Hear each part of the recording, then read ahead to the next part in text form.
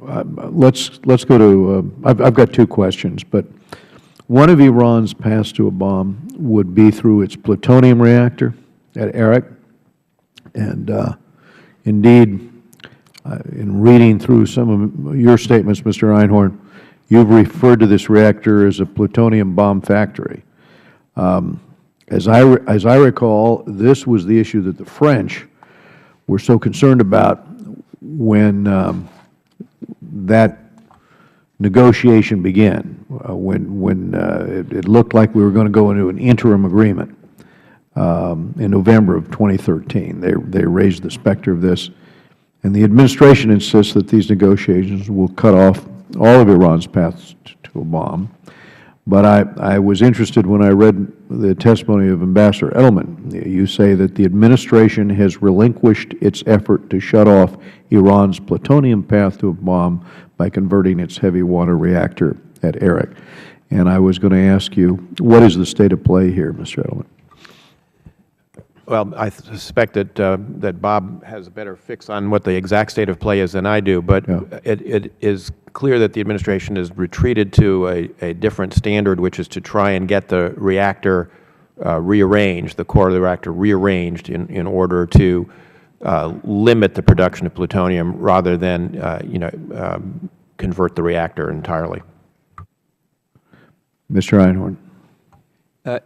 I have no doubt that the Arak reactor was devised in order to become a plutonium factory for nuclear weapons. I have no doubt about that. Right. But what's happened in the negotiations is that apparently Iran has agreed to redesign the reactor to reduce very, very substantially the amount of plutonium that's generated in the spent fuel. It was originally designed to operate on natural uranium, which increases the weapons plutonium content of the spent fuel. They've apparently agreed to use enriched uranium fuel, which greatly reduces the amount of plutonium produced annually to a level that makes it infeasible to try to break out with using the plutonium route. There's still discrepancies. The U.S. would like to make this a light water reactor, which makes it less reversible, and the Iranians want. But they're not going to do that. They're going to reduce it, but not eliminate it. No, you can't. Any reactor produces plutonium. The question is how much. And the way they've agreed to redesign it, there are very small amounts. Exactly. They'll reduce the amount. The other question I had was on the expiration date, or the sunset, as it's called in the agreement. And last year, the committee heard testimony from a former State Department official who described the term comprehensive solution as a complete misnomer, because according to the interim agreement, the restrictions put in place through such a comprehensive solution will only remain in place for a specific amount of time. So it can't be comprehensive. It's not permanent. And as he pointed out, the comprehensive solution, looked at that way, is just an interim step itself. It's going to be an interim step, a temporary step. It's going to expire, and after which Iran can engage on industrial scale enrichment.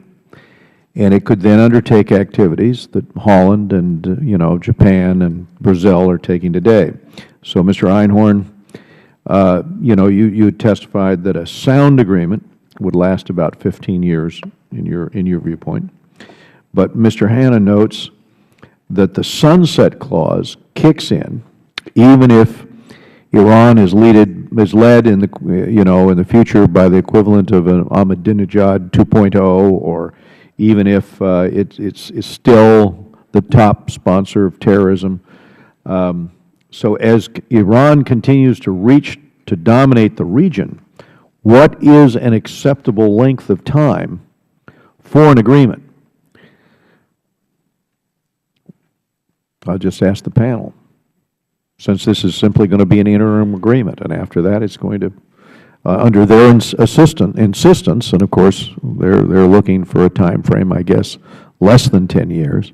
But I'll just tell you, I remember the North Korean Nuclear Framework Agreement, and that doesn't seem that long ago. That was 20 years ago that we were talked into that, and we see what the results were. But Mr. Chairman, in 2008, the P5+1 countries agreed that when Iran convinced the international community that its program was peaceful, then it would be able to pursue a program like any NPT party that's compliant.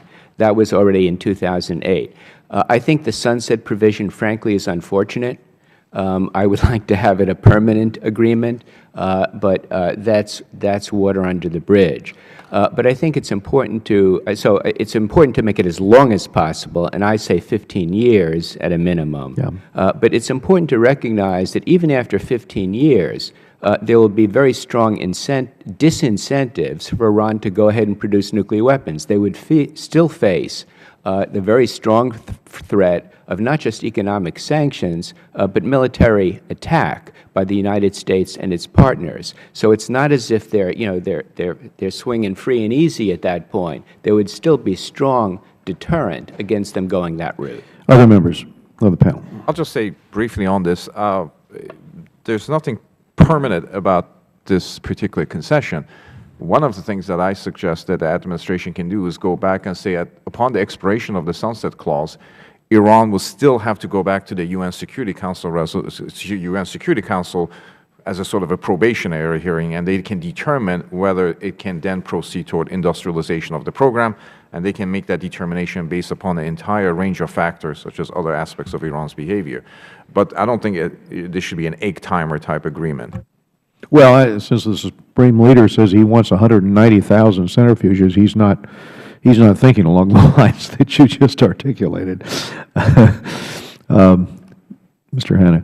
Yeah, Mr. Chairman, I didn't agree with the decision in 2008, although that clearly didn't commit to any kind of deadline and time frame. The most I would have done is agree that we would have some kind of review committee at some point in time, perhaps after 15 years, to look at and examine the question. But I think in the real world, the absence of linkage between any kind of special inspection and verification regime and restrictions that we impose on Iran, to divorce that from the basic heart and soul and nature of that regime and its war with the United States and Israel and our other allies in the region, I just think is folly, it's dangerous, and I think we will rue the day if we allow that to proceed. I think I agree with Bob that this has been given away already by this administration, and I don't think it can be reversed at this point in time without doing damage to the negotiations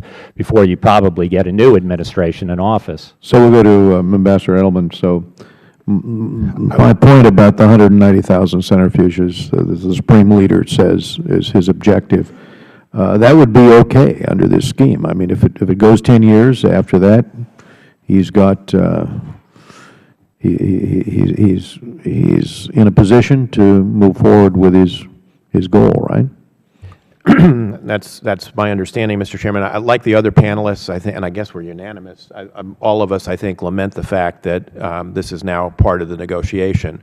From my point of view, the only acceptable, as a result of that, the only acceptable date that would be reasonable would be 20 years. But partly because of the reasons that you just suggested in terms of the scope of ambition that the Supreme Leader has declared for the program, I worry about the regional security implications of this going forward, because we will likely be leaving Iran as a threshold state.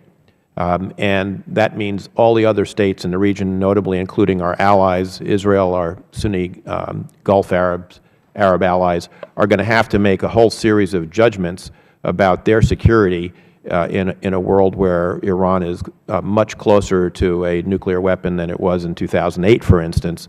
And I think that's going to have, as Mr. Hanna suggested, some very, very serious consequences for the region.